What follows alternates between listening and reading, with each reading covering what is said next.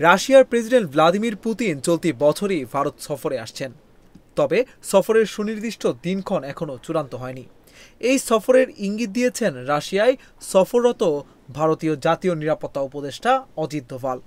রাশিয়ার নিরাপত্তা কাউন্সিলের সেক্রেটারি সের্গেই শুইগোর সঙ্গে বৈঠকের পর এই তথ্য জানান তিনি। বৈঠক শেষে অজিত দোভাল আরও বলেন, সামনের দিনগুলোতে ভারতের সঙ্গে রাশিয়ার সম্পর্ক নিয়ে দিল্লি খুবই আনন্দিত। এটি শুধু একটি কূটনৈতিক সফর নয়, এটি হতে যাচ্ছে এক ঐতিহাসিক মুহূর্ত। কারণ ২০২২ সালে ইউক্রেন যুদ্ধ শুরুর পর এই প্রথমবার ভারতে আসছেন প্রেসিডেন্ট পুতিন। তবে রুশ কর্তৃপক্ষ এই সফর নিয়ে এখনো কোনো আনুষ্ঠানিক ঘোষণা দেয়নি।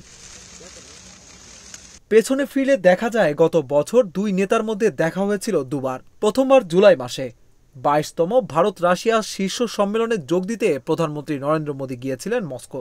সেই সফরেই মোদীকে দেওয়া হয় রাশিয়ার সর্বোচ্চ বেসামরিক সম্মান। মোদীর তৃতীয় মেয়াদে এটি ছিল তার প্রথম দ্বিপাক্ষিক সফর।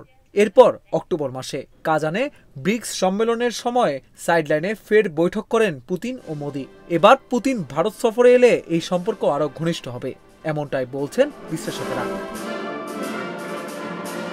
তবে এই সফরের ঘোষণা এমন এক সময় এলো যখন ভারত ও যুক্তরাষ্ট্রের সম্পর্ক কিছুটা টানাপোড়েনের মধ্য দিয়ে যাচ্ছে। বিশেষ করে রাশিয়া থেকে ভারত তেল আমদানি করায় মার্কিন প্রেসিডেন্ট ডোনাল্ড ট্রাম্প ক্ষুব্ধ। ফলে ভারতের ওপর আরোপ করা হয়েছে বাড়তি ২৫% শুল্ক, যার ফলে মোট শুল্ক দাঁড়িয়েছে ৫০%। অন্যদিকে ট্রাম্প ও পুতিনের মধ্যে শিগগিরই বৈঠক হবে বলেও জানিয়েছে ক্রেমলিন। সব মিলিয়ে আন্তর্জাতিক ভূ রাজনীতিতে ভারত হয়ে উঠেছে এক ভারসাম্য রক্ষাকারী শক্তি। পশ্চিমা চাপ, রুশ সমর্থন আর নিজেদের স্বার্থ, এই তিনের মধ্যে ভারসাম্য রেখে চলাই এখন দিল্লির জন্য বড় চ্যালেঞ্জ। আর পুতিনের ভারত সফর হতে পারে সেই কৌশলগত ব্যালেন্সেরই বড় এক অংশ।